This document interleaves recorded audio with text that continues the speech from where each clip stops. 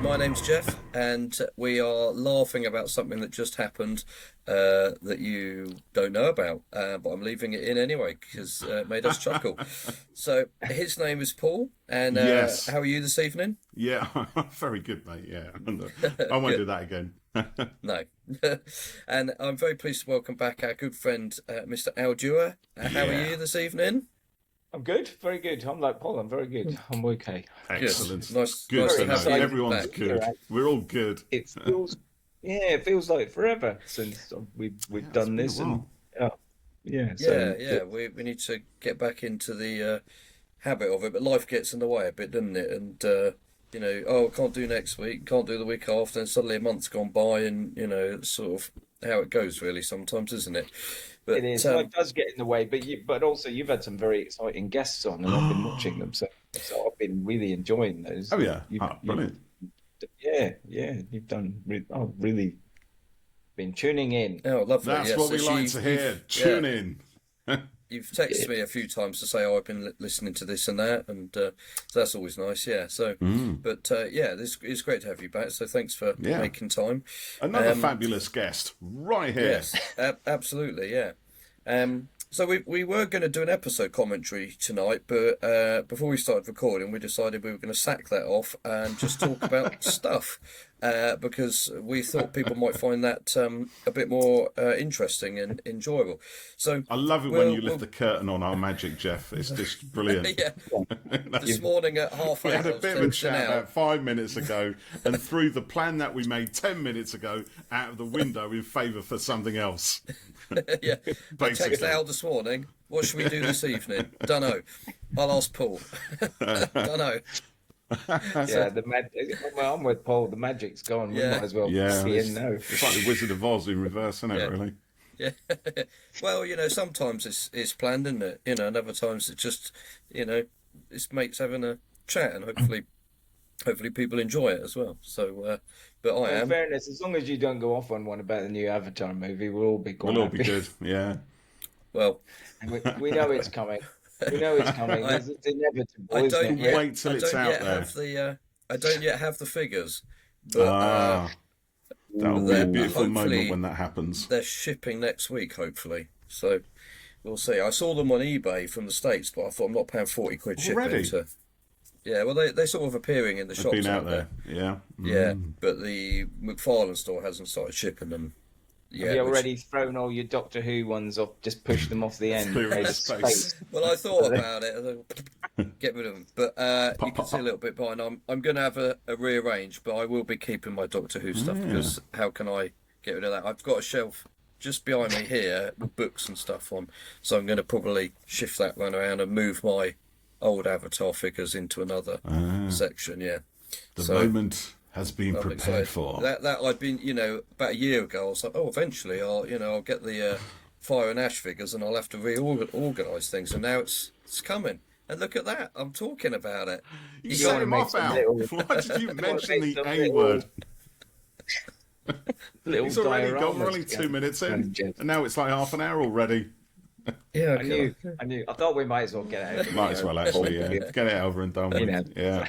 Okay. But there have been some Well, new figures released from you Yes. guys, have there not? Very recently, indeed. That's been causing quite a stir online. I think everybody seems to be really impressed by them. Yes, Or that's him, right. even. The Anthony Ainley Master figure has come out, and it was a character online exclusive. And yeah, I think Paul's right to say, fantastic response. I'm just modelling my one here, as you can see. So that's right. The postman has failed to deliver for me. What So Jeff is trying to say, everyone, is that I got the address wrong. no, it was my old one, my old office, and they tried to deliver it, but I'm not there anymore, and so I've rescheduled it, but it hasn't turned up today. So hopefully tomorrow it will arrive. But Paul fortunately has one, which he's showing off. So yeah, it's had a fantastic response. Al, have you seen some of the chat about it and people's pictures, and how you feeling? I haven't. I've kind of removed myself from a lot of the chat. I think we've chatted about this in the past. There's a lot of chat coming in this. Chatted about chat. Chat about in the past. And I I find it's quite often a double-edged sword. And I've said it before. You'll get 5 or 6 lovely comments, and then somebody will say something pretty depressing, and it kind of brings you back down to earth with that. So, Bum, in this particular case, I haven't really. I haven't really. I mean, a lot of people have said really nice things, which is good, and I'm very pleased with it.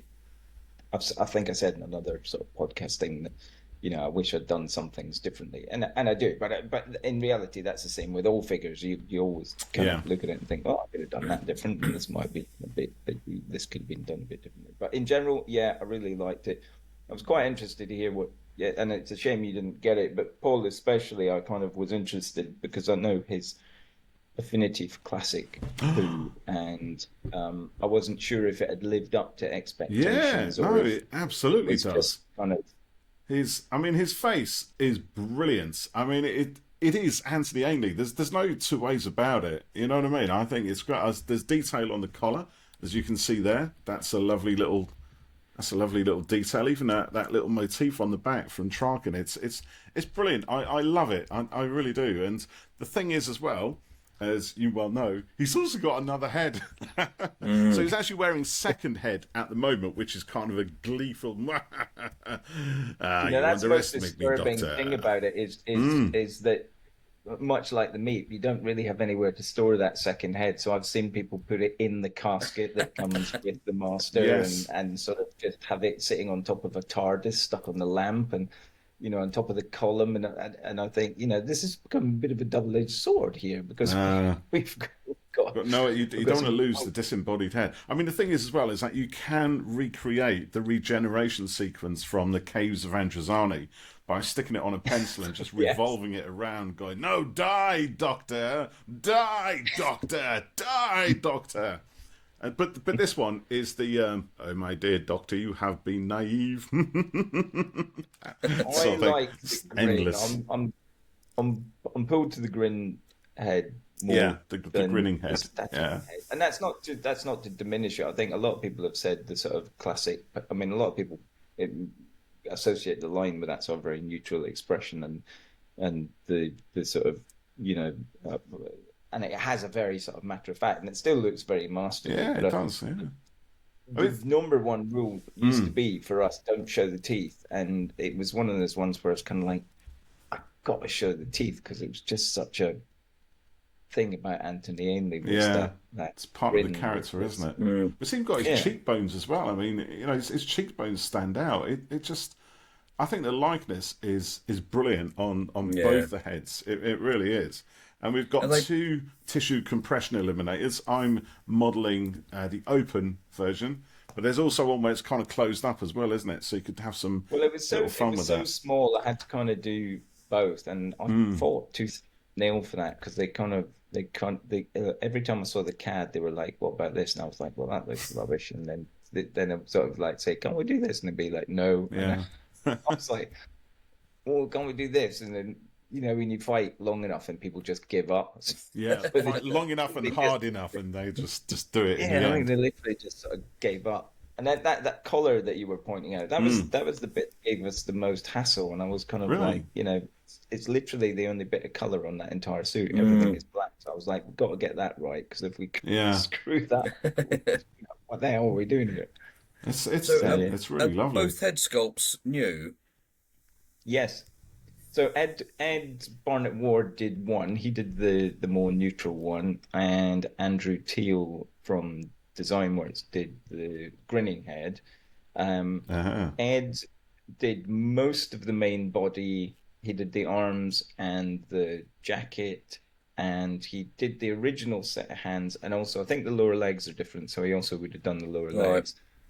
Um, but then, because I wanted the second head, I commissioned Andrew to do the grinning head for me, which doesn't happen often. You don't always get a sort of hybrid happen like that, but we sort of did. And then, weirdly, the tissue com no, it's weird, because Ed said he gave me CAD with the tissue compression eliminator held forward. Well, this one.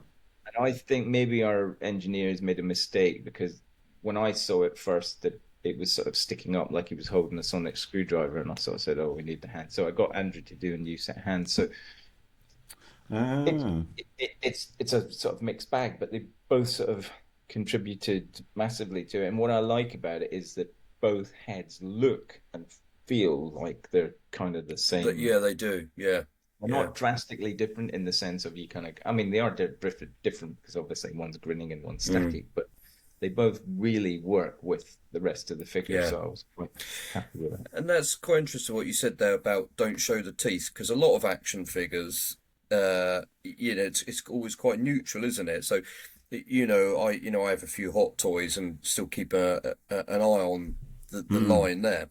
And yeah, a lot of the figures that it's a neutral expression, or they added quite a lot of rolling eyes now, so you can lift up the back of the hair up and move them around, a bit like Paul's doing there, our Action Man type thing.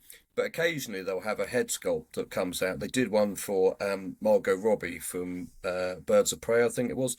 And she had a big open mouth and kind of her oh, eyes were wide and sort of this sort of smile, and it was a really good sculpt and it really kind of packed quite a lot of life in. But what's your view on it, Al? Because sometimes it just doesn't work, does it? Or you have to have it at a specific Well, angle to. yeah, this is part of the problem that the reason it doesn't work and it doesn't work particularly well on small figures is you have to those Hot Toys figures, they essentially back mount the teeth. So the teeth are a separate component basically put in because you can open up the back of those Mm, heads. So mm, it's easy at that scale for them to do. But when we first started, it was kind of like everything's so tiny, and the idea of trying to sort of make a separate back of the head and then put a set of teeth in and whatever. So we were kind of shied away from it. But mm, with certain, I mean, if it's a true open mouth expression, it's difficult to do it in the scale that we deal interesting. with. Mm, Um, in in molded plastic, mm, yeah. I mean, you've got a 3D printer or whatever, you can do it because you don't have to worry about undercuts and stuff to mm, a degree. Um, but yeah, so because his sneer, as I call it, was a kind of, he was lucky that he could kind of mm, the way he did that. His top row of teeth essentially were front and center. But it is interesting if you look at the sculpt, the original 3D sculpt. yeah. He has much deeper little caves on either side of the teeth. And actually, one of the problems I ran into with when we were decorating it was that those caves became shallower and they decorated the teeth really wide. So he ended up with a sort of riling kind of Oh, grin going on. imagine that, So I was can't literally, you?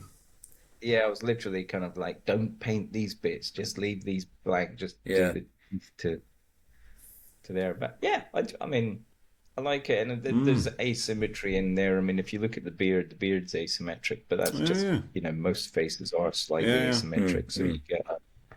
you get a variance. But yeah, I was sort of really pleased with the face on that one. Yeah, it's good. I That's thought it came out really well. I think there was a little bit of discussion about the accessories that came with it, but because I guess having the casket from the TV movie is could be considered a little bit cheeky, but then why not? Really? well, it is a little bit. I suppose it's to do with my head canon, and it was a bit cheeky, but in my head canon, Oh, Anthony Ainley is yeah, the. I know it's not played by the same guy, but in my head canon, Anthony Ainley's the guy that gets exterminated at the beginning of the TV yeah, yeah, movie, yeah, and that tends to be the way it's presented in other places. Yeah. They yeah. tend to say this is the linear progression of the See, master, yeah, and that works for me. I'm so more than happy with that. You know, Yeah. it works when for me, but it doesn't work for everybody. So no, yeah, you it's just get one cheeky of in the these sense bad that boys coming in to shoot him. That's all it is when they surround him in the cage. So is that casket new as well, or is that an older piece? yeah, no, the casket's new. That was done by Nick at our place, and we fiddled with that for ages. You would think it was relatively easy, but Yeah, actually It's got quite a bit of detail on it, isn't it's it? got a lot it's of got a lot. detail. Yeah, Yeah. we've It's got got a lot of detail, and it was a bit of a pig. We had to move the handle. I mean, it's not quite as literal to the prop as would have liked, but just because of the way it's molded, we had to kind of move the handles out a little bit. But I love Yeah. it. I think it looks I think it's Yeah, it's great. really good. Yeah. I like the little lock yeah, on it as well. And of course, it's good because on the inside, yeah, you can keep your other bits in. See? you Not can quite keep enough room in for the extra head, but there's Yeah. room for the other bits. So that's kind of cool. And then we got there's this room for your morphant death snake. this little piece as well. Yes, yes, that's the little bit that you see Sylvester walking down the the, the TARDIS with. I would and Yeah. dearly would love to do a TV movie master. It might that might prove a bit difficult. I think there's some Yeah. issues with that, but I would dearly, dearly love to. So that's the other reason I did it is I'm generally Yeah, kind of le- pushing in that. Yeah, lingering. yeah. Yeah. Can we do this? Can we do this? Never know. You never So know yeah, what happened. Yeah. I mean, And he Paul, has been playing the master back on, sorry, mate, on Big Finish, hasn't he? So you never know, it might yes, be. has been. Yeah. Depends whoever else Yeah. wants to brilliant, cut. really good. Yeah. Mm, Yeah. I mean, I like that iteration of the master. yeah, same. Again, I was up in a discussion with somebody else about that, and I sort of said, the Ainley masters, um, uh, Mm, I don't know, he's the best known. The Jacoby master is the one I like probably the most because he's so mm, manipulative. And I was listening to it today, and it was yeah, his greatest trick. And that is, if you haven't, I always say the same thing, Big Finish. If you haven't listened to it, go and listen to it because they're fabulous. But his manipulation of people and his callous disregard mm, for for people, he just throws them under the bus, yeah, having got what he wants. But then that leads us into the TV mm, master, as played by Eric Roberts, he's just playing out and out kind of like bang. yeah. He's utterly ruthless. So they're both quite.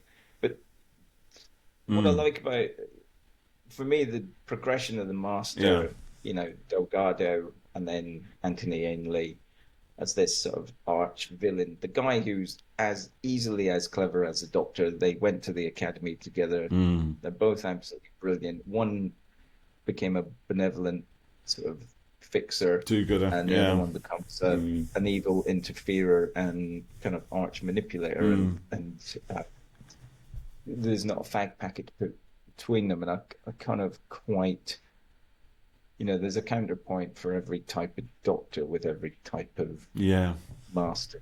The clown, the sort of, Missy's kind of like the frivolous, Mm. Mm. oh, he's dead, doesn't it matter? yeah.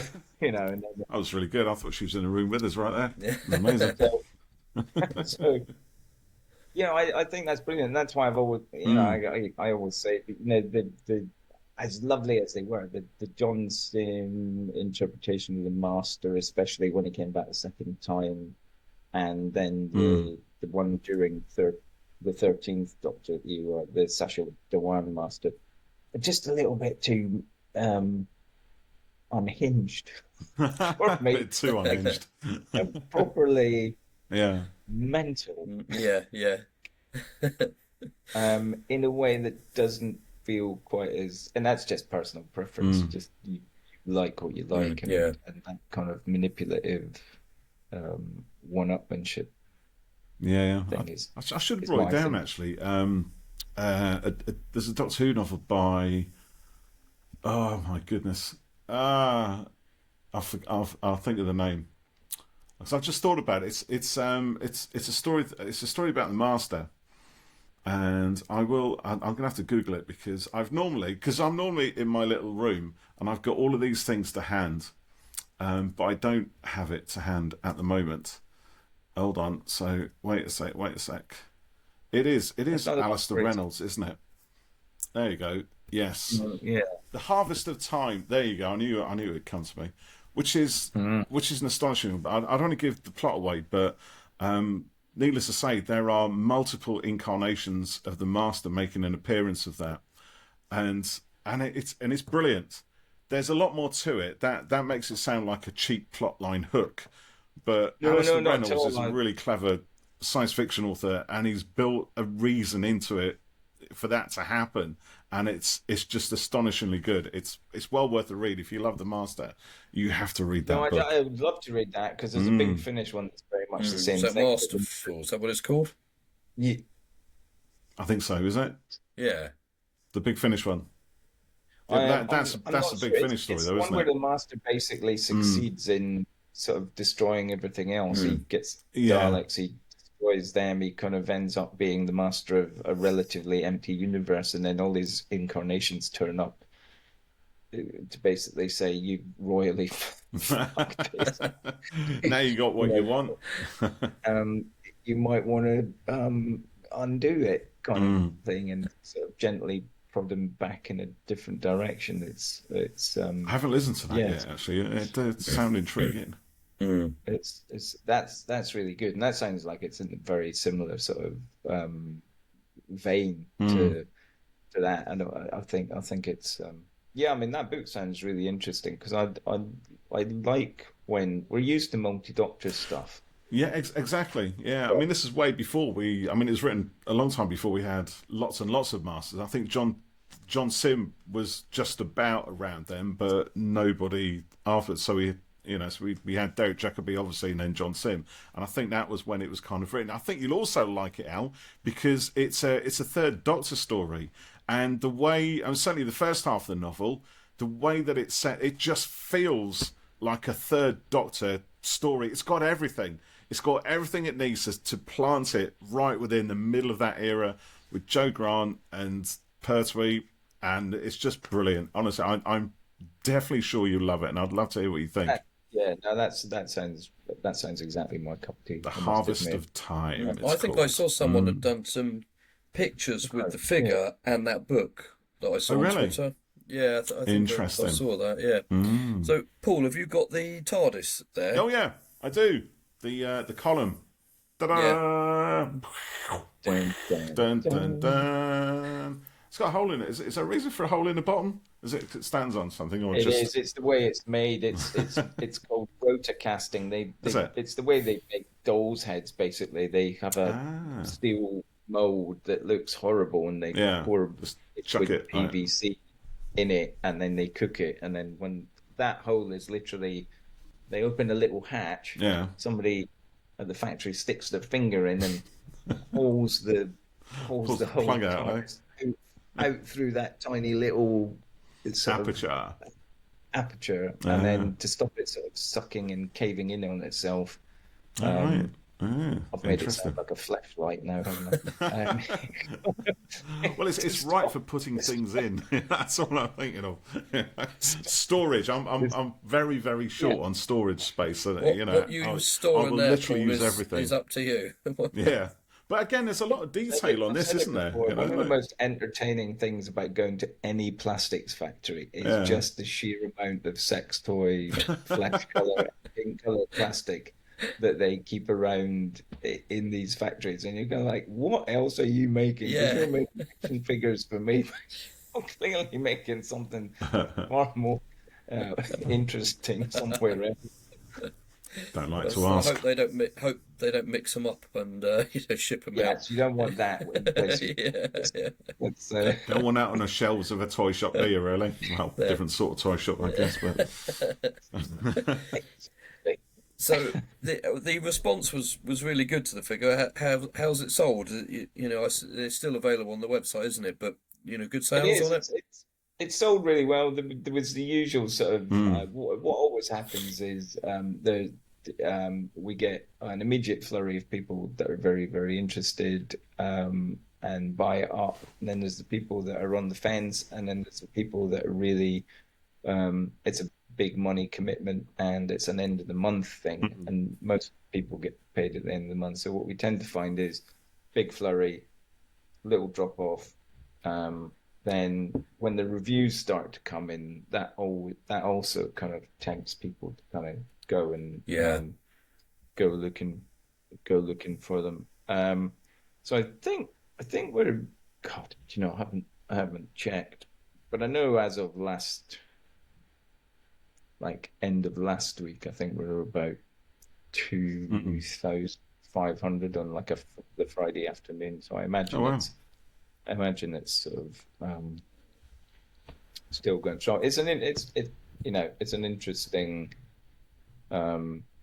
thing with all the releases to see what the reactions like and what the take up's like. Mm.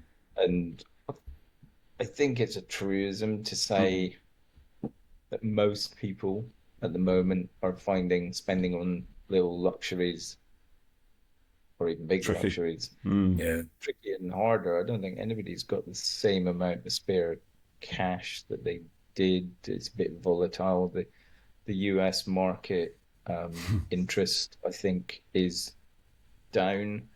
I don't know whether that's I don't know why that should be, but interest from that side and trying to get product into the US market with tariffs and Well, stuff. You know, exactly. we kind of went out of our way to try and help the US side out on pricing, which under any normal circumstances we would have done Yeah. because we essentially take the orders in the UK, consolidate the orders, send them to the US, and dispatch them through local post, and that should have been cheaper. But now this year we got tariffs on top of, so where we would have been saving people a big chunk of money, we're Yeah. saving them a modicum of money. So they're still finding it expensive, as are people in Australia. You know, I've got my mates in Australia that kind of just go, geez, by the time, right, when we pay VAT, then Yeah. we pay shipping, Shipping. then Yeah.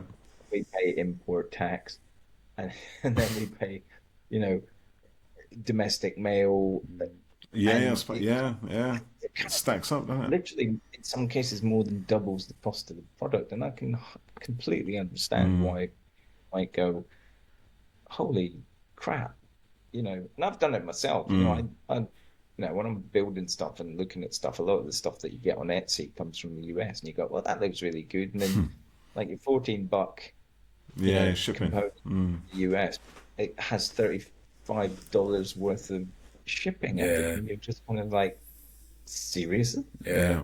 So yeah, so it's hard. It's hard.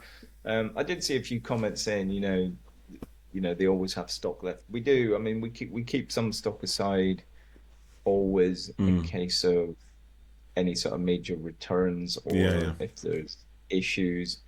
There usually is stock left over, but we don't tend to worry about that because it's good to have two or three things on the website as well as the current thing, and you're literally talking a couple of hundred pieces, with the exception of the Silurians. There, normally you're only talking. By the time you kind of get to the end of it, you're only talking about a couple of hundred Yeah. pieces, and they just sell, gradually, gradually, gradually. So getting something that sells out it doesn't happen often. I must admit, I thought this one would sell out. I did genuinely think, if anything was going to buck the trend, it was going to be this one, considering people have waited so long. But it hasn't. It's just followed this. It's just followed exactly the same pattern. Yeah. Yeah. Yeah. So, shall we talk for a little bit about the hot potato with it and the leak that happened a little while ago, that kind of caused a bit of furor and upset, didn't it? Yes, it did. That felt a little bit targeted. It felt a little bit like somebody was specifically out to kind of just have a go. I mean, it's interesting. I've seen a lot of stuff online from certain parties saying, that they have a wonderful standing in the community and their integrity and professionalism is, unquestioned. What I'd say to that is, Yeah. professionalism and integrity means you do due diligence. You know that character don't exactly. release Yeah. without press release. You know the pattern of that the releases follow. It doesn't, if you then accept something that whether it was approved by somebody you dealt with within the BBC or not. And we still haven't had a name for the mystery people. Mm. And Oh, by the really? way, we're never going to get a Probably never mystery will. name or a name for the mystery people, because if it's somebody high up, you're never going to know. And if it was somebody at middle management, they're not going to want to reveal that. So, you know, that aspect, that information is forthcoming, not forthcoming. So you've got somebody who's saying, I had permission to do this, I had permission to do that. We didn't give permission No. for the And person to do.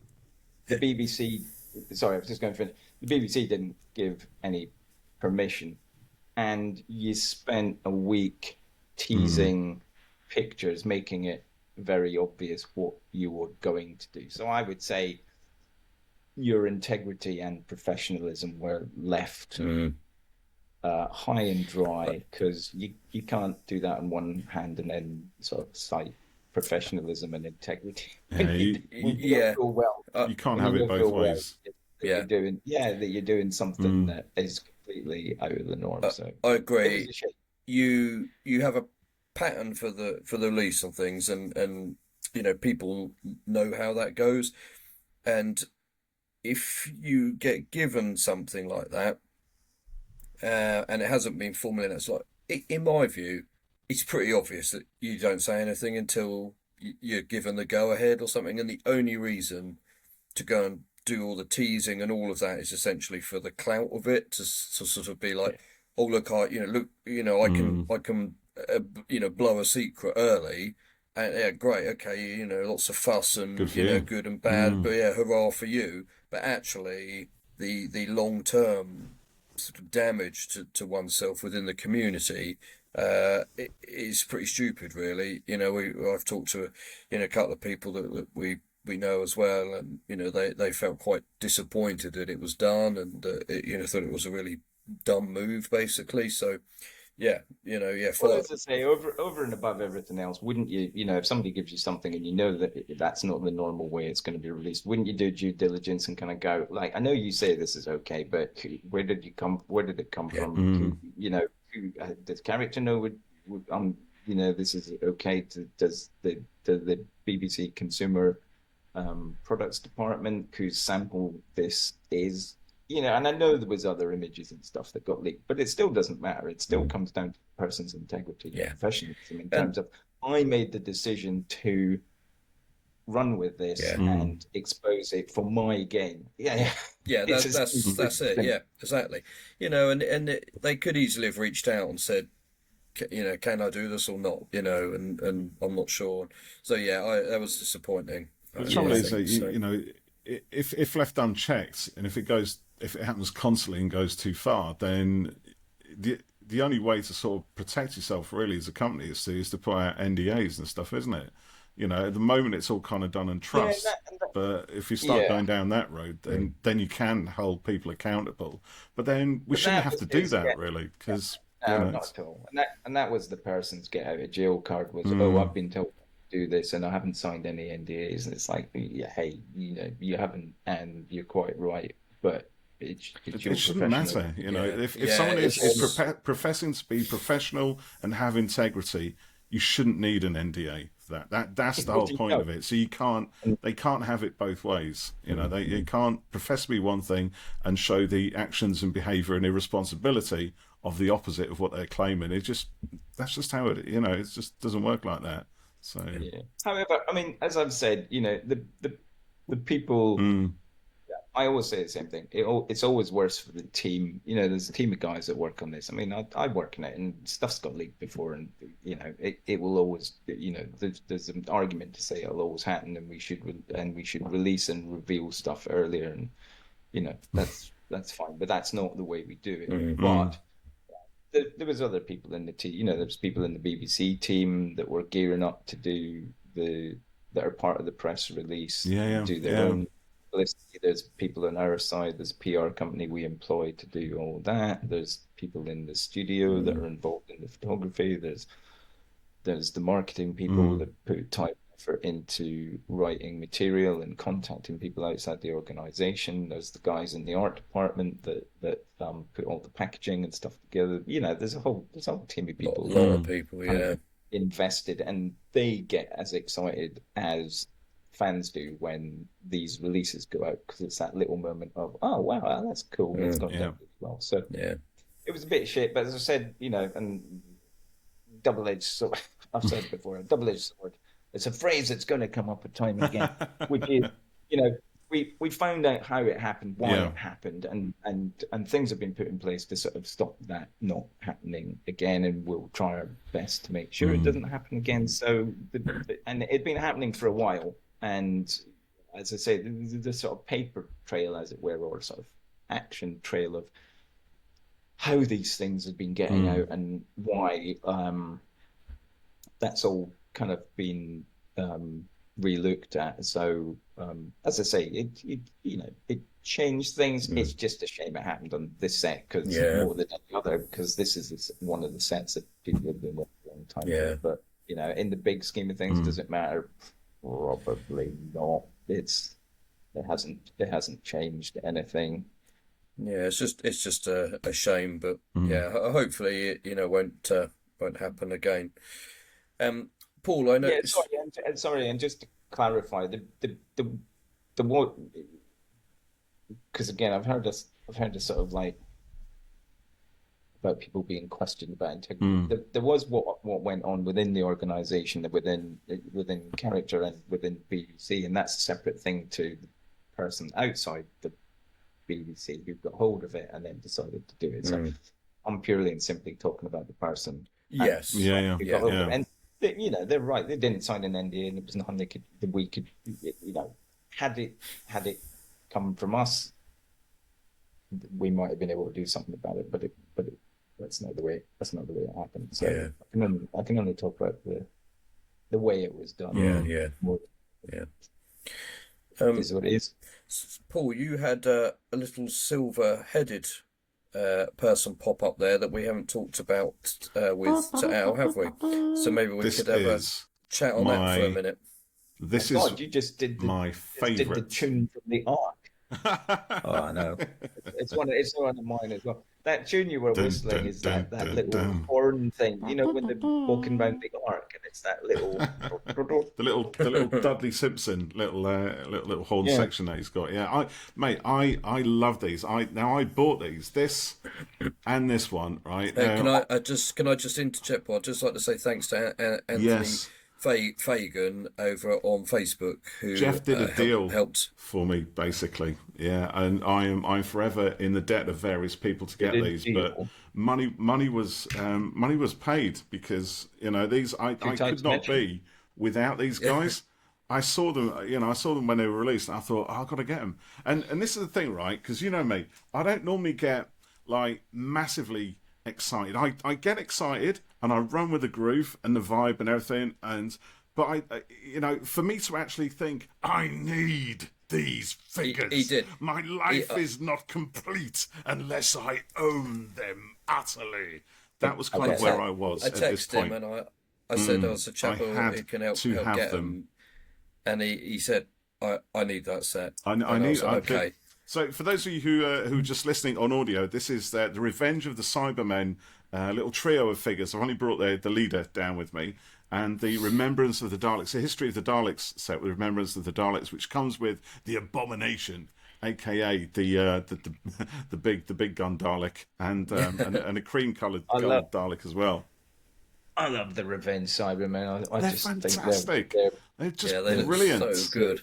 They've got vacuum cleaner hose pipe heads. They've got, and as well with these, the articulation is great. Because I did a bunch of photographs with these, and you don't need to twist them around much for them to just look great and ominous and everything. Do you know what I mean? It's just, I can just imagine now. They're just one of those designs that works really well, and they did on camera as well. They just they moved slowly. They weren't kind of.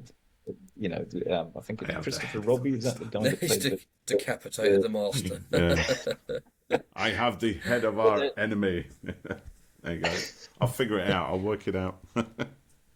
Voga will be destroyed. Will It's be destroyed. very the emotionless but slightly Yeah, emotive yeah. side. I think this guy in telly's got a bit of a South African accent, hasn't he? Or Australian accent or something He's a like that. Canadian. Is he Canadian? I think it's Ah, Christopher Robbie. yes, I that's think him. he's Christopher That's Robbie. exactly who it I is. think Yeah, he's Canadian, but he speaks with a very kind of a very kind of. Hi, mate. How you doing? You all right? Yeah, come on now. Look, this is just not going to work, Doctor. You got to do something about this. I mean, who knows? You know, the well cooked meal, the sunset, and all that kind of stuff. Yeah, that's just emotions, mate. They're getting in your way. So do away with those. Do what you got to do. Put yourself in chains, and let's just make it easy on ourselves, right? Nice one. Yeah. All right, mate. I'm off for a surf anyway. Beautiful. Had enough of this nonsense, right? I'm going. What you could I'm do going with to go jump a shark. what you could do with a Dear. wetsuit. I do need help on occasion. Because I love the evolution of the cyber helmet from the fact that it just went, it was literally the same helmet all the way through, and Yeah, they and just then they kept stuck adding the sides on bits it, and to then it. Yeah. yeah, I do Yeah. that. That was the invasion helmet, and then somebody went, "Oh, we need a bit of corrugated tubing on yeah, those." exactly. Yeah, we kind of that. But they became iconic for it. And I mean, Jeff, we were talking about Cybermen. I mean, we always seem to be talking about Cybermen actually. But there was one where you asked me what were my favourite Cybermen. I said it was the Invasion Cybermen, and they still are because they are. For me, the pure that silhouette is just utterly pure. But actually, when I was a kid, these guys were the ones that really meant Cybermen to me. I had no idea that these guys even existed. A, without the corrugated tubing on their ears, just a plain, simple metal rod. And B, without the side boxes. You know what I mean? So I did not know they existed until some point in the future, 80s, 90s or whatever, when I became more aware of the history of Doctor Who. But in the 70s, these were the guys. I think they're only bettered by, and it's a set I would love, if I ever carte blanche. But again, we're back to Big Finish. But spare parts, I've often said that's great. I think that's my favorite Yeah. Cyberman origin Totally. story, Yeah. and you kind of get the feeling in that there's a kind of mixed bag. You've got you've got people, literally ordinary people with chest boxes, and Yvonne's dad has a chest box, and there's a guy out on patrol that's kind of half cyberdized, and he's on a horse that's half cyberdized, and it's kind of that fall of civilization when they've kind of and you literally get a feeling in that drama that they're having to do this to survive, but in the process they're losing their humanity, and they kind of get to a point where they don't realize it's happening, and you've got a conflict between it because they're sending obviously some people out onto the surface of Mondas because they're in this sort of underground cave, and they're sending people out, and they're literally going out onto the surface is driving them mad, so they start chopping their emotions to make them so that they can work That's it. Yeah, themselves so they to can bear death. it. Literally work themselves to death, Yeah. but they don't have to. But their emotions have been cut so that they can actually do it, and then suddenly you've got this big internal conflict between the people who are part cyberdized and suddenly Cybermen, emotionless Cybermen who suddenly are going, well, actually, everyone should be like us. And it's that whole, and there's Dr. Van Allen and Sally Nivet, the twins, and it's that's a really good, There's a good one. That cyber processor as well, the big voice that becomes stronger, right to the end until it dominates and controls everything. It's just, oh my goodness. I mean, that's an astonishing story. It really is. It's so powerful. And the committee in the city that is the kind of proto cyber planner, just these brains in jars. That's right. Yeah. So, Paul, am I right in thinking you don't have a B&M near you? I do have a B&M near me, but it never seems to have Doctor Who figures in it, sadly. Whenever I go there, it's just a load of Barbie dolls and Lego and stuff. Because I was going to go and check out Crawley one for the Cybermen, but because I was over there a while ago. I've got a site. Sorry, you should have gotten touch with me because I haven't got many, but I know I've got one Cyberman set now by my desk. I think it wasn't a return set, but it was a set that was going to go somewhere else and ended up back with me. So it's sitting behind my desk. Oh, well, I can give you that one, uh, but I think you're out of luck as regards the Remembrance set because I'm pretty sure I don't have any of those kicking around. perhaps I can ask nicely because I didn't get that one in the end. Well, I think I'll send it 4 doors down. Just make your life difficult. Just make me hunt for it. Yeah. Yeah. It's with one of your neighbours. You just have to figure out Which which one. one? What's that? I haven't seen anything. I don't know what Yeah. you're talking about, mate. No, nothing arrived here. I'll make sure they put a card written in crayon through you. No, Jeff's neighbours, they probably Yeah, eat the that is. crayons.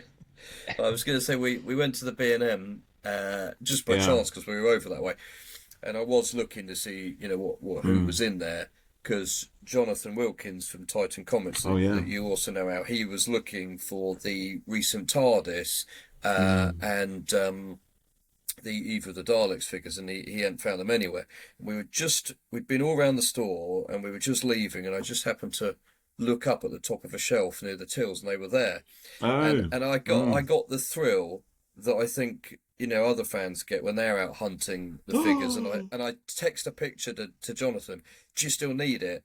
And Ali was like, has he replied yet? And I said, no, not yet. And I was saying, come on, Jonathan, I need you to answer now before I'm dragged away. And I don't want to buy them in case you've already Yeah. got them. And he came back quite quickly, didn't he, Paul? Yes, He I did, need yeah. them. So that was really nice to have picked them up for him and help add to his collection a little bit there. But yeah, I thought, yeah, this is fun hunting. But I guess it'll be sometime early next year. They're building a B&M.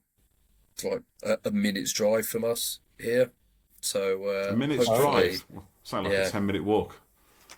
well, one my, that- my the one speed 7 to 8. Yeah. Right. A minute's walk. A minute's drive. A minute's drive, yeah. So they're Okay. basically where the big Tesco is. They're doing By the big Tesco. a big retail add-on. So there's Actually, going to be I do actually know where you mean. Oh, Actually, okay. bizarrely, I do because I drew Oh, past yeah. it when we went down to your film festival. Yeah, you probably would have Some- gone pretty Yeah, much the past whole it. interchange where all the That's it. dual That's it, carriageways yeah. and everything. It's all cones Yeah, so they're, everywhere. Yeah.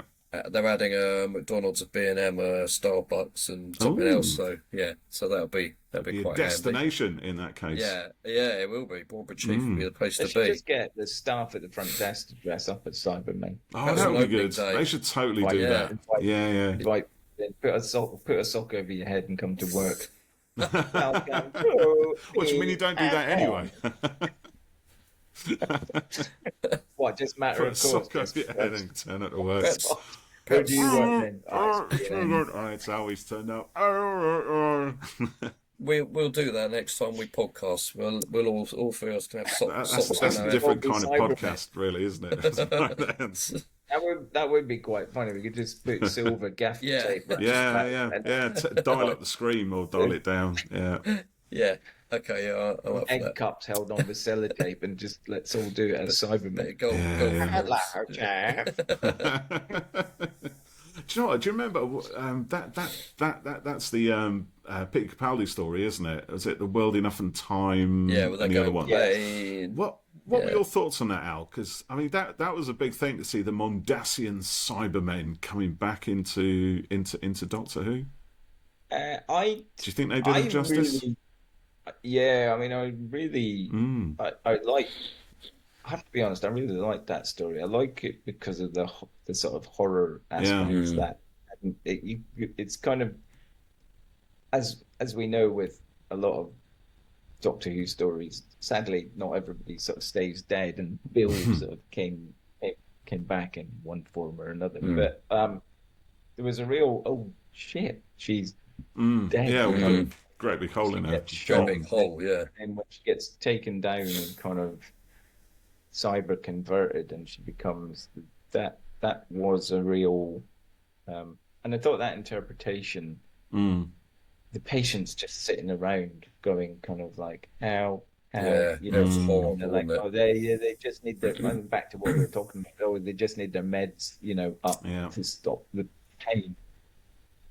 There was some real, and I like that. In fact, in many ways, I like that early bit Mm. more than sort of The later later on, stuff. where they Yeah, kind yeah. of started evolving into the later version, because it kind of it kind of did and it didn't make sense. It was kind of like, well, if they've if they're on that edge of a black Mm. hole in it, and it's taking them forever to, like, how would the lift work and Yeah, stuff. It was it's a yeah, I bit know. Yeah, you start thinking, too digging kind into of it too deeply, and you think actually it doesn't yeah, quite like work. But if it it's takes 1,000 years for a mm, Cyberman to evolve coming up in the lift, how come it, you know, how come you get down there in about 2 minutes and you but know it does find make for the? a But I good, love that good whole story. So yeah, yeah, yeah. A lot of horror yeah, and I love visuals. this the factories and that kind of Mm, grungy sort of Yeah, almost Victorian look. I kind of liked. I like that, and I think Missy is a fabulous character. So I yeah, mm, also liked it. I mean, Peter Capaldi stories in general were just really, for me, really solid most of the time. yeah. Um, and he could carry them even if they weren't particularly. Mm, Um, there's yeah. not many people can carry off the egg as a big, or the moon as a big egg, and come on, That's a it might great not hold. episode. just not a great episode. No, you're Actually, right. it's, It's I a don't think that, no, fantastically great you're just episode. saying this to wind me up now. You're just after a I'm reaction, not. and you got it. I hope you're happy with yourself. No, no, he's off. Quick, let's change the subject. So, No, no, no, Al, no. can you give us any hints about what's to come and what you're working on? Everyone is asking that at the moment. Can you? Well, we like to Um, be different, you know. Yeah, yeah. We thought long and hard about that question. What will he not have Yeah. been asked? Question I 45. think everyone else asks, you know. That's fine. Can I get? No, I mean, we're in a weird.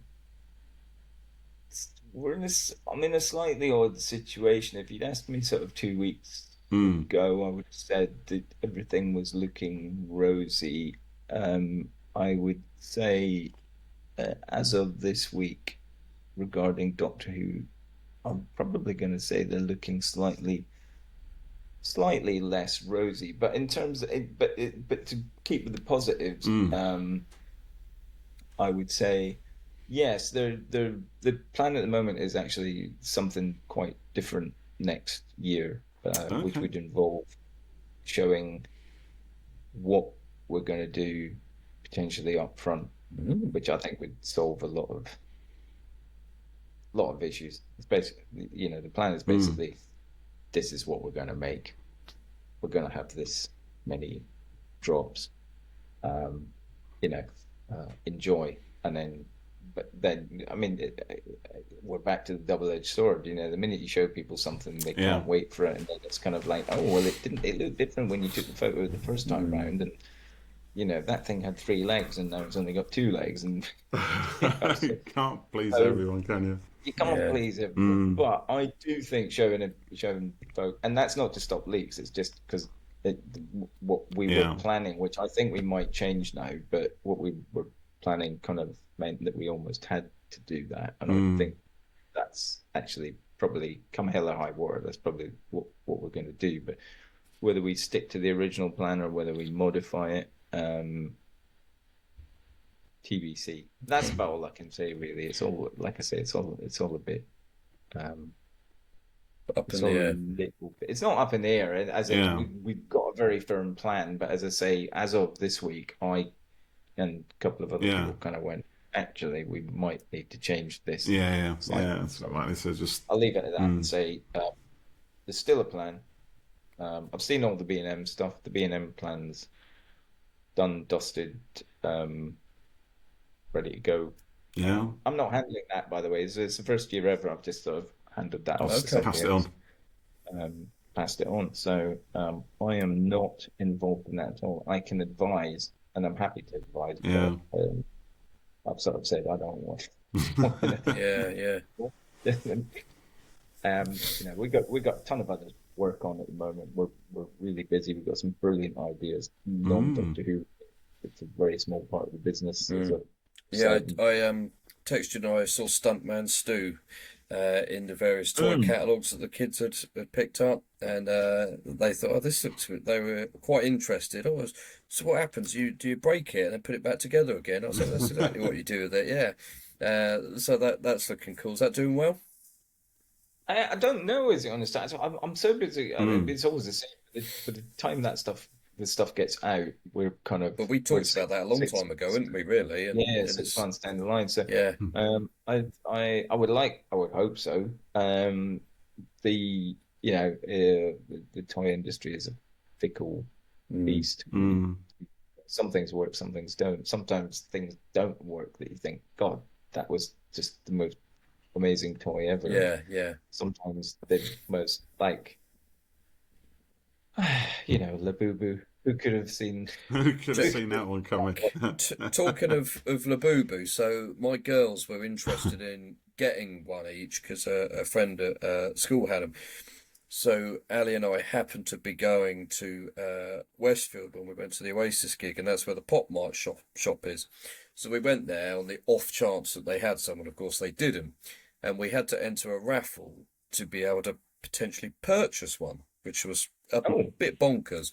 And of course, we didn't get picked for it. Well, you had to enter the raffle to be in with a chance to actually buy one. Yeah, you had to prepay. So if you won the raffle, you'd get the thing, and if you didn't win, I mean they had 100 come in or something. If you didn't get picked, you got your money back, which is what happened. And then on the website, I said, please notify me when you get more in. And they were due to get them at the end of September, and then I got an email yesterday to say they're now in stock. So it took them that long, and I went straight to the website.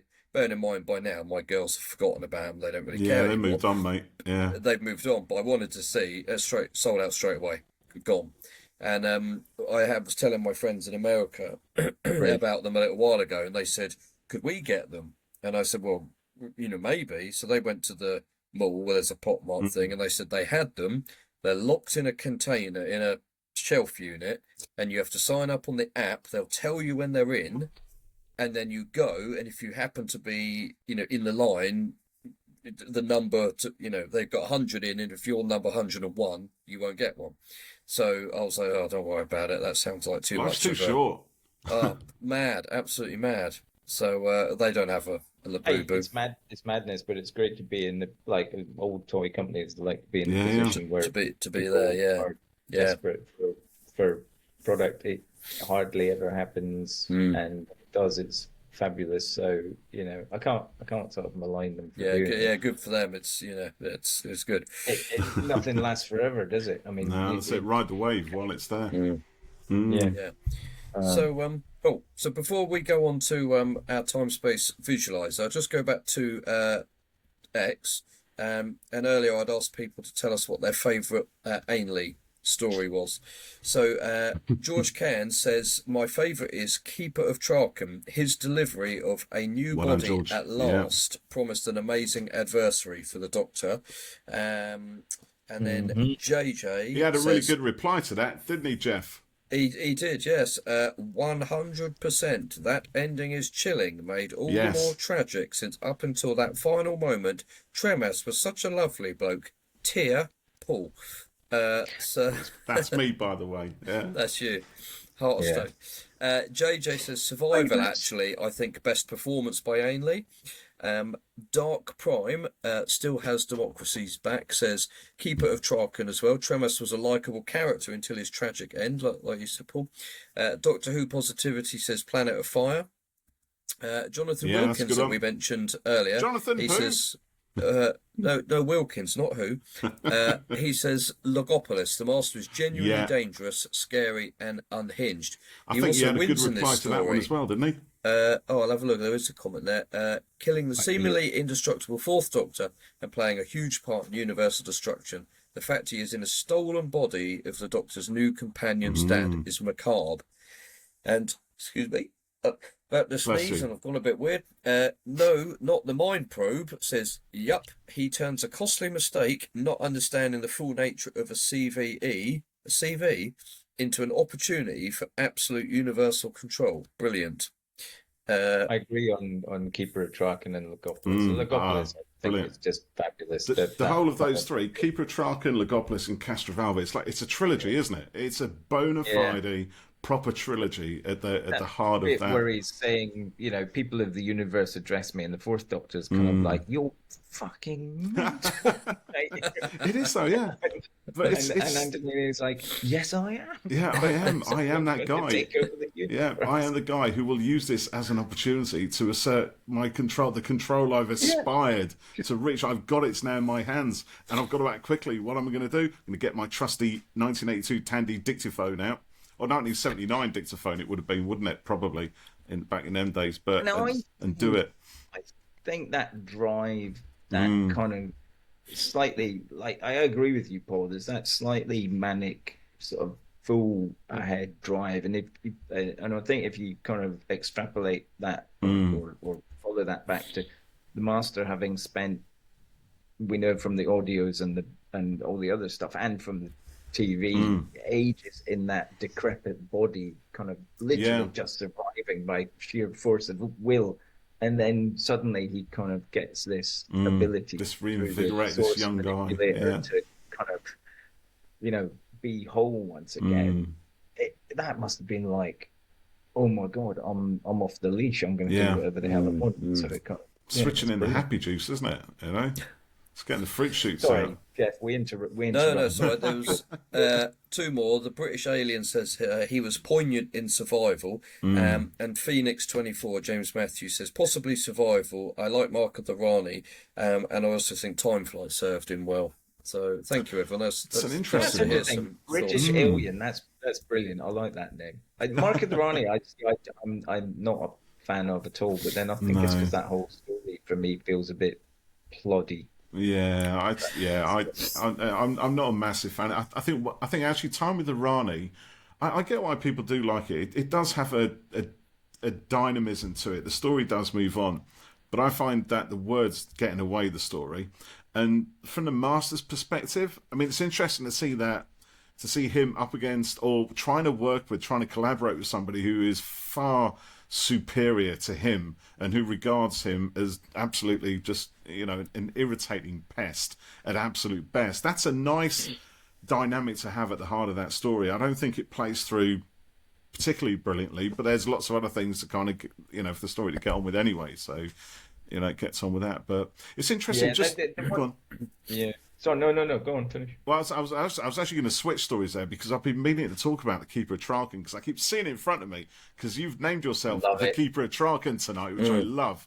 And I really enjoy that one as well. It's brilliant. I love it, and okay. So we got Anthony Ainley not playing the Master at that point until right at the end, but what we do have who we have playing the Master is Jeffrey Beavers, isn't it? With that beautiful silky voice that he's got, or that he had, just so that horrific bit where he's moving around his doctor, kind of sizing him up, going, "Oh, body will do," and it's a monster. But he's a monster with a real cunning intelligence. When it's so you're talking about the evolution of the Master.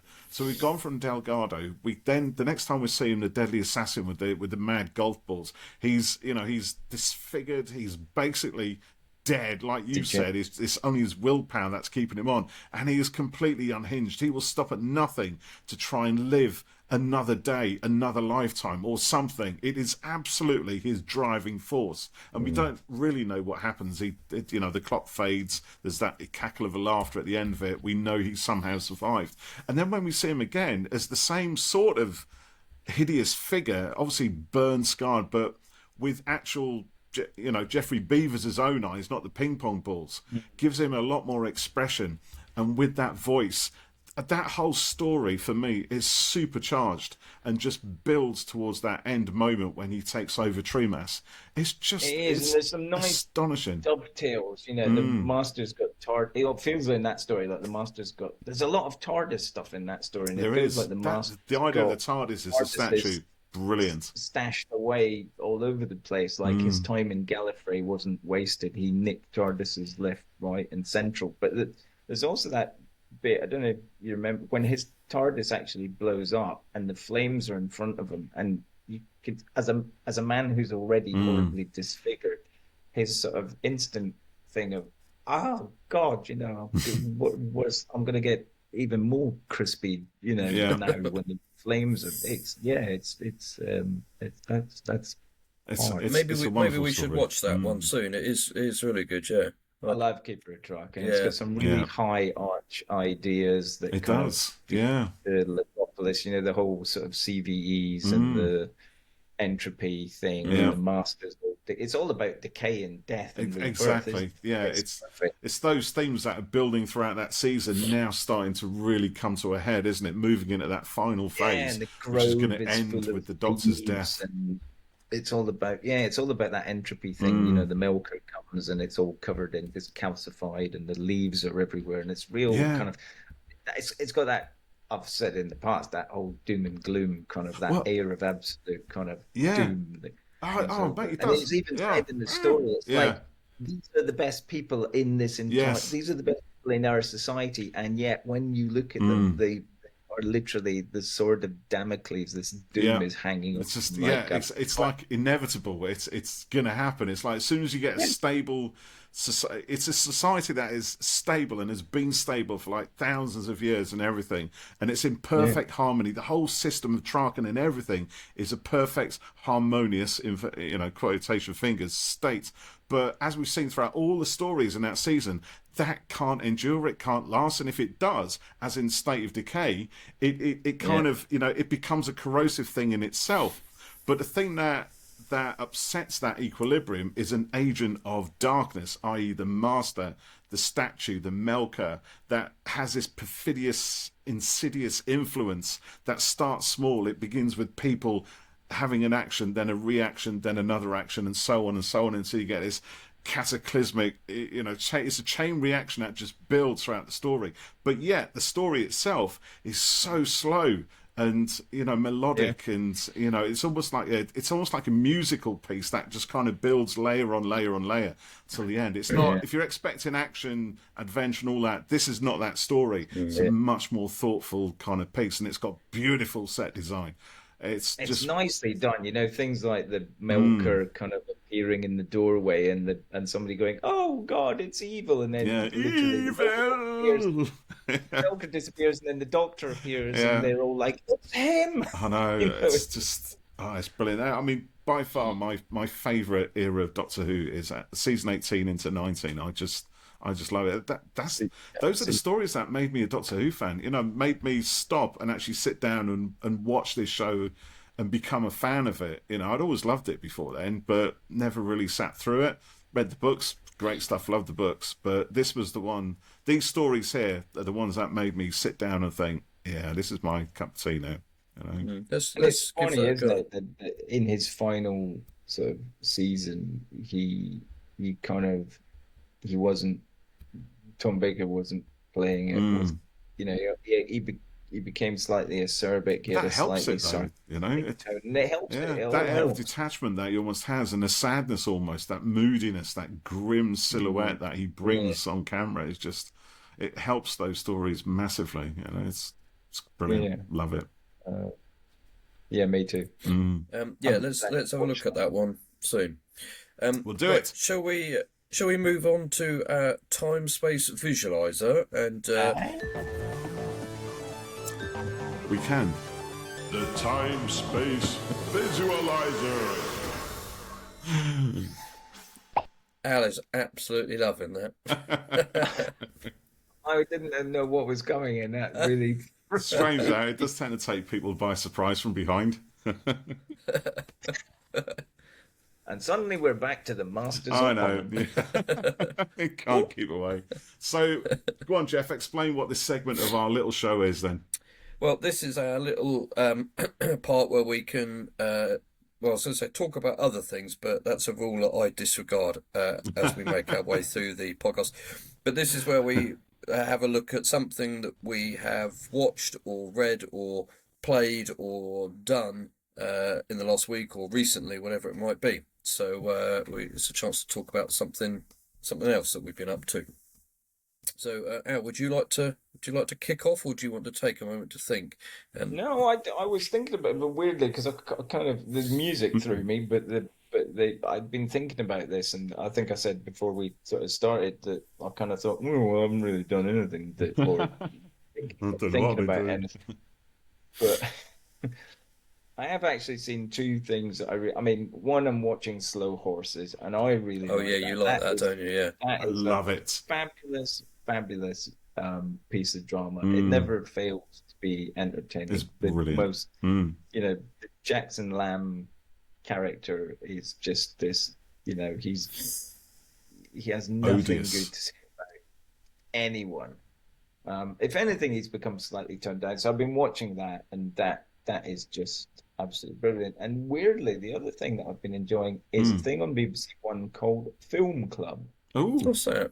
Now, if you haven't seen it, I recommend that you watch it. It has Amy Lou Harris, Yeah. who is ex of Sex Education, Yep. okay. and Mm. she was also in that film that with Walter Yep. Coggins, and it's fascinating. It's not what I thought at all. I kept getting Oh, and Suran recommendations. Jones is in it. Mm. Saran Jones is in it, and it touches on a bunch of stuff. It mostly touches on sort of mental health. It's got Mm. some real pointed. It doesn't go where you think it's gonna go, Mhm. but it's fascinating. It's got some great character. I'm sure the guy that's in it is the guy that plays Ezra Bridger, Mm. weirdly in Ahsoka. But yeah, it's really. I've actually been enjoying that. It like I say, it kind of it's got. I mean, it's very difficult to describe. It's Mm. just her take on this. She essentially has agoraphobia. Mm. She can't go outside. She's a girl that's had not necessarily, she's been doing a job and she kind of has a breakdown essentially, and she's essentially stuck at home and she runs and she does a little film club with her friends and they all turn out and they turn up to it, and it doesn't sound very exciting, but every week Mm. they do something else. They dress up, they watch the movie, they have these little Yeah, I'm discussions, just and then looking there's, it up. there's kind of what's going on in the house Yeah, as well yeah. as what's going on in the house. But it's I really like her. Mm. I liked her in Sex Education Mm. a lot anyway, but she's one of these people that just seems to be able to turn her. She wrote it as well, Yeah, so really. Art I think wrote that it. watch actually. I think Yeah. I think I've seen it. It's on iPlayer, isn't it? I'm pretty sure. Have I seen it It on there? is, and Yeah. it's when you first start watching, Mm. you'll be kind of like, what the hell is this? Because that was my immediate reaction as well. It becomes quite obvious quite quickly Mm. that there's an issue Mm. going on, and Saran Jones is the mum who is kind of. It's weird because it's one of those things where the kids are actually slightly more kind of Yeah. focused and stable, and the mum is actually a little bit kind of Mm. hyper and scatty because she doesn't really know how to deal with what's going on. Right. So it's fascinating. I mean, it might not be your thing, Mm. but I've been enjoying it. So, Um, yeah, Amy Sounds Lou good. Wood was in. Yeah. She was Amy in. Lou Wood. That's it. I Yeah. don't know why I said Harris. I always say Harris, but it's Amy Lou Wood, and she is really good. Yeah, she was in Toxic Town with Jodie Whittaker, and she was also really good in Oh. that. That was a good show. Yeah, yeah. Paul, how about you? Me, well, weirdly, I've been indulging in my guilty pleasure, which is reading another Jack Reacher book the hard way. This is quite an interesting one, right? Is So it new? no, it's 80 years old. It's like 2000 and something or other, 2007, I think. Yeah, 2007. The thing is, right, I started reading the Jack Reacher books because years ago, it's 20 odd years ago, whatever. Well, actually, in 2007, my dad was in hospital and he wanted me to buy some books that he could read while he was there. So I was just moozing around W.H. Smith's, and I knew he always liked these kind of thrillers with a, strong kind of male hero kind of type, doesn't take prisoners, Yeah. ends up with a girl at the end. And I started reading the blurb on those, and I thought, oh, that's the sort of thing that my dad would like. And then I was reading a few others in the series as well, and I thought, actually, these actually look quite good.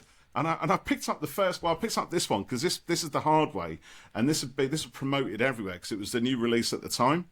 And I started reading it. I thought, And I was just into it really, really quickly. And I thought, I love the way this guy writes. Lee Child, the author, he just writes in such an economical, very direct kind of way. There's no, there's the occasional little frill, but there's not many. It's just straight into the story. So I bought a couple of the books for my dad, The Killing Floor, and whichever one came after it, Tripwire or something, I can't remember. And I said, well, after you've read them, I'm going to have them off you. And he goes, and he looks at you, he goes, I probably wouldn't read it anyway, Paul, to be honest. You might as well take it home with you. So I brought home the books. He didn't read them. I brought home The Killing Floor, and which was number 2. It was either Trip with Die. Anyway, whatever. And I've been kind of hooked on them ever since. But I don't read them like, you know, I wouldn't finish one and then start another one. I'll finish one and then it'll be years until I read another one. So the point is, right, I'm getting to, I have to read them in order, publication order. With the Jack Reacher books, you don't really have to. They're more or less independent. There's a loose kind of connection.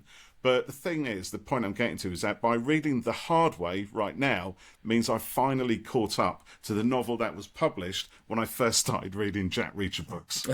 It's taken me 20 years nearly. Have you watched the TV series? I love the TV series. Yeah, I haven't watched the third series yet because I'm kind of annoyed that Amazon are doing adverts, even though I'm paying money to watch their bloody stuff. So I know, kind of rankles with me a little bit. But I agree with you. The story's kind of, unlike most people, it's not progressive, is it? He is essentially really. a drifter. Yeah. So when he goes somewhere else, it's literally starting from afresh. It's a new town, a new situation. I mean, there are some of the stories where they dig into his past as, you know, as a military cop, military investigator that he was. And you pick up more of that story as you go through the books, so you know what happened in the past and stuff like that. But you don't necessarily need to know any of that in any of these stories. And if you do, it's all within that story anyway. And then you can go back to another one and find out, you know, the detail of what may have happened. So, I mean, they're bloody good. I mean, he stopped writing them now. I think he's handed it over to his son. And I haven't... Question for you on that is, I get the impression that, because Reacher is a big bastard. He's and a big guy. Yeah. He's quite brutal in the TV series, but I always got the sense that they kind of tone him down. In the books, is it a little bit more visceral? I think it's about the same, to be honest. I think the TV series is actually a really, really good representation of the novels. Like Jack Reacher, you know, he has a lot of presence. He's arguably...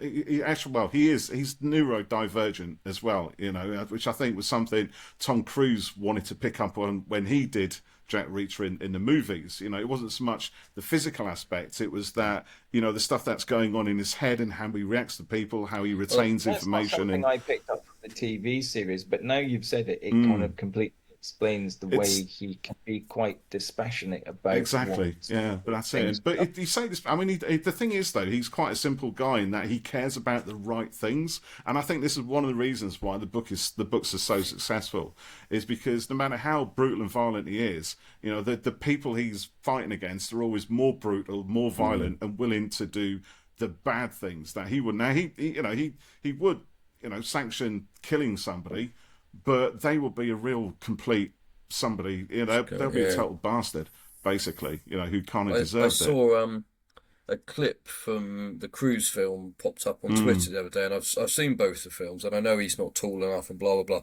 blah, but it was the bit where he takes a bunch of the guys outside and they want to have a fight, and he's saying, the crap out of them. Just remember, you wanted this. And then he takes them all out. And it's such a good scene. And I remember in the first of that car chase sequence, because Macquarie did it directed it and wrote it. Fantastic car chase. Really good. I don't mind the Tom Cruise films at all, other than the fact that when you kind of then see Alan Richardson in the part, you kind of go, oh, forget it. The thing is, it's like a lot of it depends, you know, on his physical presence. He's a massive guy. And for everything to kind of work the way it does, he has to really have that aspect to it. You know, Cruise did a decent job focusing on, you know, the sort of mental aspect rather than physical stuff. But it's so much more when you see how big Jack Reacher is, because he's got that presence in the books, you know, and it's a big part of the story. casting of Alan Richardson seems to It's be perfect. spot I on. think. I think I he's can only ideal for imagine it. the ladies, and probably some men, and must love some of the scenes in Jack Reacher's office in Paul sliding around with not Yeah, many clothes. it all kind of helps, doesn't it? I suppose. They're my guilty pleasure. I just love reading those books from time to time. So That's anyway, cool. And are you watching anything on TV, or have you seen any I movies just that started come rewatching off work? Foundation actually because I want to watch series three, but I kind of want to get the full story back in my head again. So I've gone right back to series one, and I'll get to series three, and then by the time I've done Oh, that, people say Slow it's very Horses good. will have completed. So I'll watch that as well. So that's my Yeah, plan: Foundation, and then Slow Horses. So I'm currently on Foundation. nice. It's a great That's series. cool. What about you then, Jeff? What are you doing? With quite a lot of work really, but There's I've got to be got one of my us. Oh, Spider-Man Magic oh! I card saw you were game. playing this. Now you won a game, didn't you? I won two games, and What? thank you. Spider-Man Magic. Yeah, Magic the Gathering. So Do you know Hasbro put out their results, and the Magic the Gathering, I Yeah, think, is responsible for basically growing their business, like almost solely responsible for growing their yeah. business by like well, 20%. it's quite interesting that you said that actually, because in the Magic community, I'll come back to the cards in a minute. There's been quite a bit of fuss lately. There's basically fans who like what you call proper Magic, so it uses the characters and settings within that, and they don't like what's called Universes Beyond, which is Spider-Man, which is Doctor Who. There's a Star Trek one coming out Yeah, next year, Paul. franchisey stuff. Yeah, but it's quite clear the reason that they do it is probably partly a Hasbro thing, and blah blah. But it brings new people in. So the Doctor Who set came out a couple of years ago. It got I you played back into Magic. it, didn't it? Yeah, I hadn't played it in a long time, and I've been playing it, but ever since. There's 2 years plus. Um, but you just said that there. How it obviously it makes money, and it's been really good for the brand, and fans seem to get when they play competitively. A set is legal for 2 years to play competitively, and they feel that there's, like, particularly next year, there's about 7 sets coming out, and it's a lot. And for me, I'll buy one or two maybe. But they have to buy all of them to be able to play competitively. So what it Yeah, seems to me is the Universes Beyond stuff should be its own thing, and pure Magic should be its own thing, and they're separately legal. Anyway, so I got the Spider-Man cards, and I made 2 decks. So this is my goodies deck, which Oh, is got Spidey in it, and what I of course. like is that some of these cards.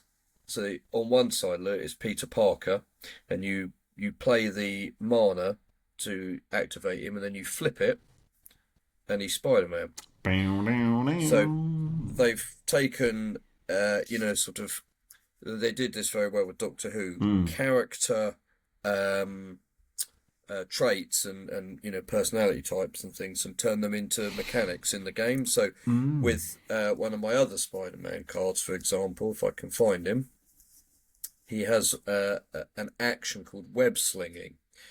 So what that means is I can pull so a another creature that's in the battlefield back to me to be able to cast Spider-Man for less. So you bring it back in. So that's quite a Spider-Man sort of characteristic. So yeah, it's a really good set, and I've been able to build a.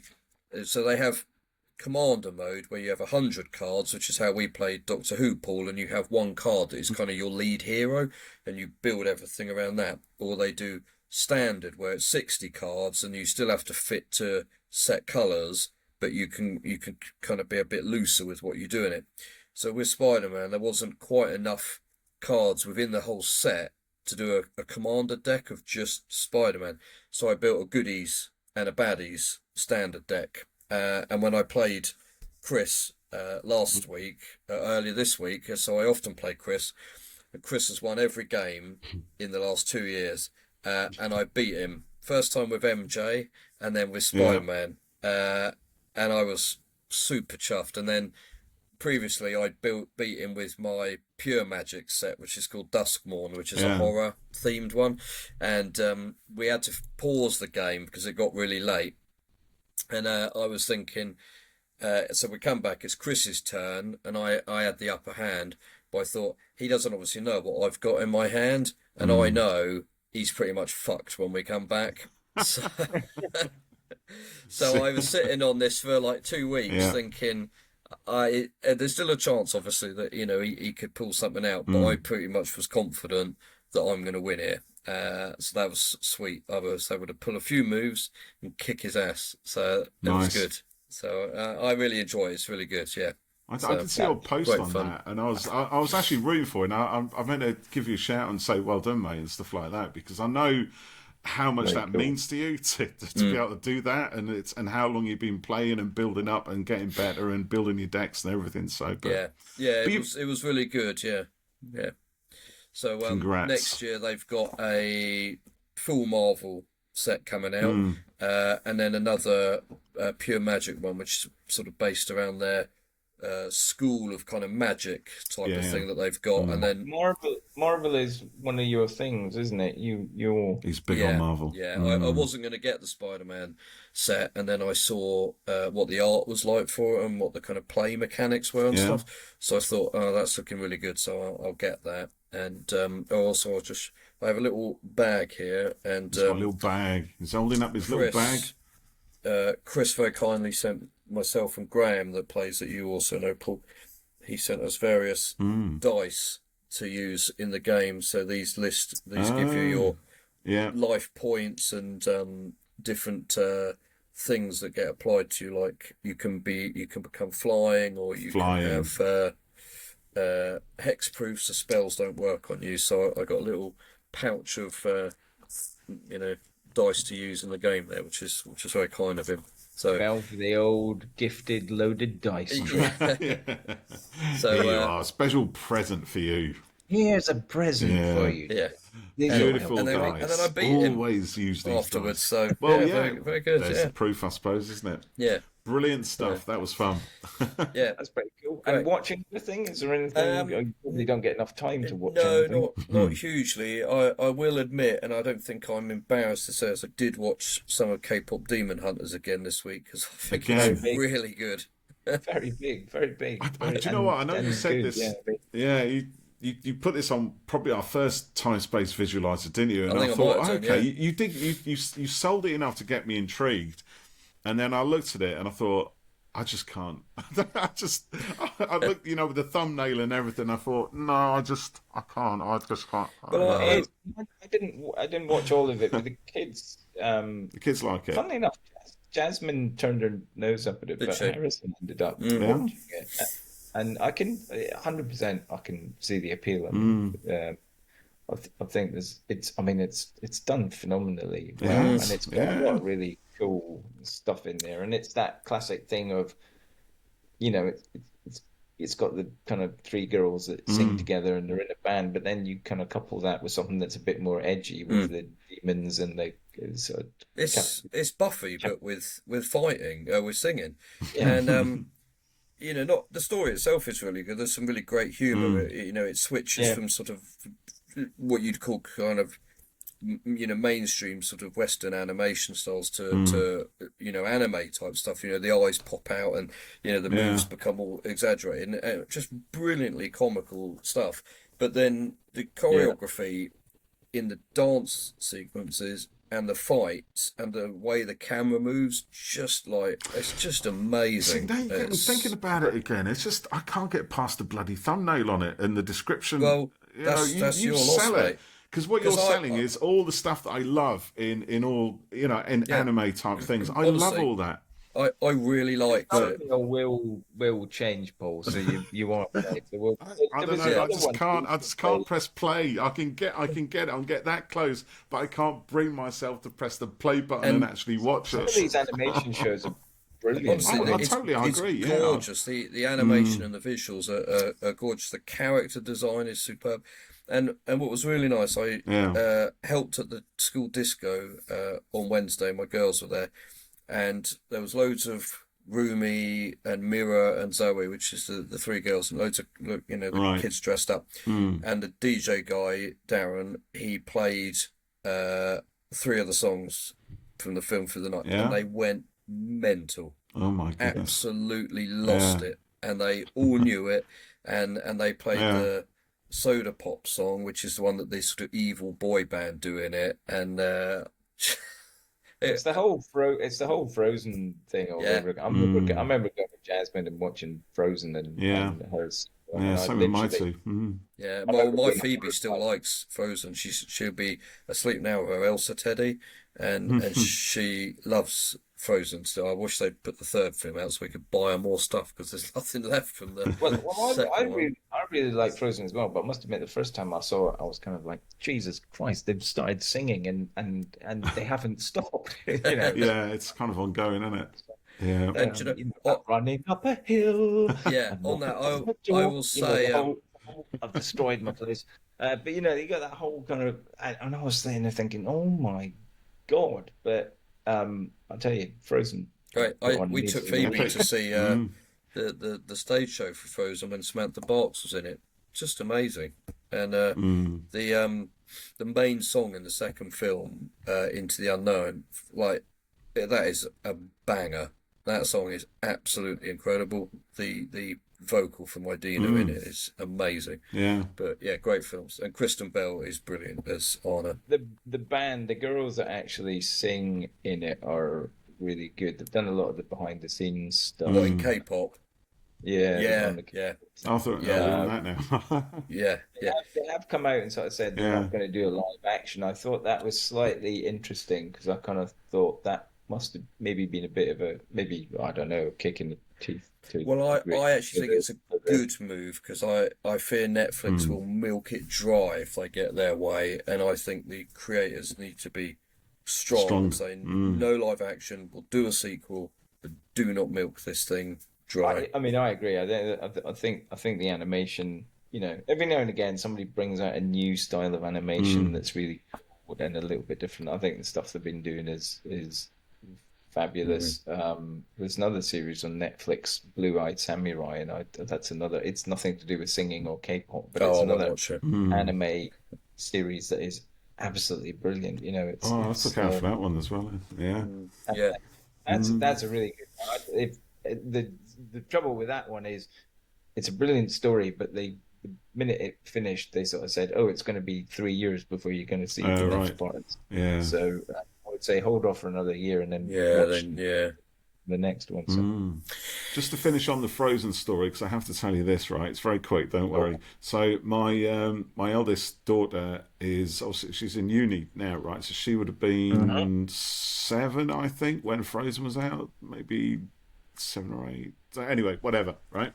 So her flatmate, the girl who's been her best mate for the last 3 years or so at uni, is called Elsa. And Really? and when she comes over here, I just can't help it. I'll just go and I'll say Elsa, and she knows, she gets it all the time, right? She's like, as long as you don't come in the room and go, "Do you want yeah, to pick I this?" do. I've done that. I've done all of that, and she goes, yeah, just Oh my God. Let it go. Well, Harrison's got to that stage where, like, the funny stuff that I used Yeah. to say in front of his mates that he used to think was good, and he's now like just you can see it in his yeah. face. He's just like, "Dad, just shut up." That's one of the great things about being a dad is doing that stuff. A few benefits that we get. That's one of them. FOAD. There you go. I think it's hilarious and cool, and they think They don't. it's not hilarious and not cool. Who cares what Fuck they off and think? die. Oh, dear. Others, that's great. Brilliant. Right. Thank you very much for tonight. This has been great fun. So we'll do this again soon. Yeah. And it's been really nice to have you back. And thank you for listening. And we hope you've enjoyed it. And we'll catch you next time on Who Corner to Corner podcast. TTFN. By next time, hopefully, Jeff, you'll have the Yeah. master. And then we can talk about it later on. Later. Daleks. Die, Doctor, I die. still love the noise that Dalek cannon makes. It's kind of that. that huge beat. Yeah, it's sort good. of boom.